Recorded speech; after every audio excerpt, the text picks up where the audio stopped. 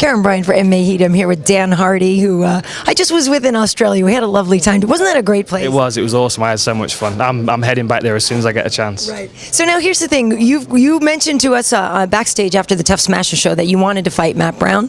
You got what you wanted. Why was he so appealing to you as an opponent?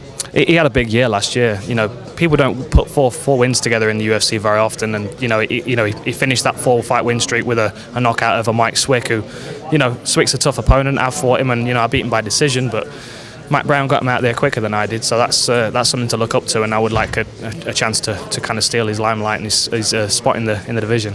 And he's one of those guys that I always say that he flies under the radar until you see him at an event, and then he kicks somebody's butt, and then there's boom on the radar. Yeah, I mean, there's not a great deal to him as far as He's not a very outspoken person. He's very quiet. You don't really see much about him online as far as what he's doing for training and stuff. He's very, very to himself, which is, it's admirable in the sport because it can be very difficult. But he's an interesting guy. He's a grinder. He's a tough guy. Yeah, he comes in there with the will to win, and a lot of the time that's what gets him through. I don't think technically he's excellent in any area of the game, to be honest. But he puts it together well, and he gets it to work for him.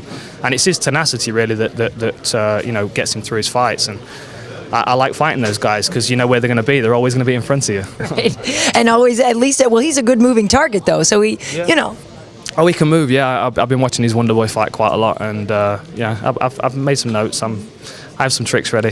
So now, I know you're based in Vegas, and you told me once the line I love. You said you came here to train with Roy, and then you discovered Roy doesn't train that much.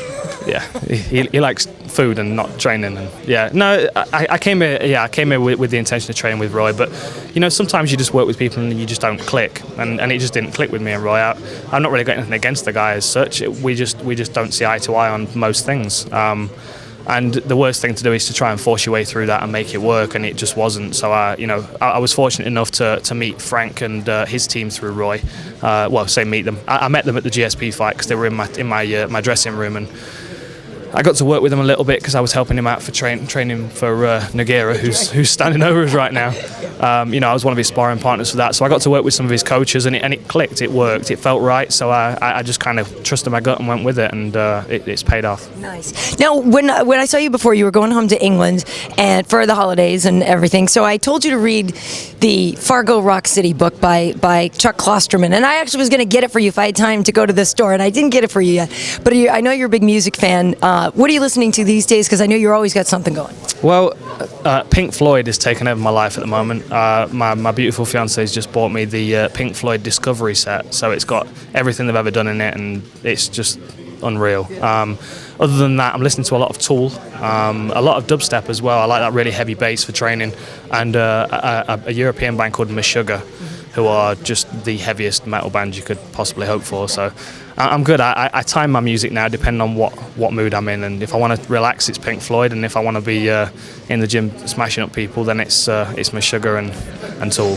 I mean, something about Shine On You Crazy Diamond, and I love the whole Wish You Were Here album. Yeah. Medal is my new album at the moment. Okay. The problem is I got into Dark Side of the Moon when I was at university, and I loved it, and I was always kind of scared to listen to another album in case I hated it, because when you love an album so much by a band, and you listen to the next album, and it's like, oh, what a letdown. But Pink Floyd have never let me down. So, have you ever done the thing? I think if you start Dark Side of the Moon and Wizard of Oz, supposedly it times out to be a great soundtrack to it. Is that right? Yeah, somebody I'm sure will comment on this, but I swear that if you start it right when it kicks into color, something really, I forget which song it times out to be.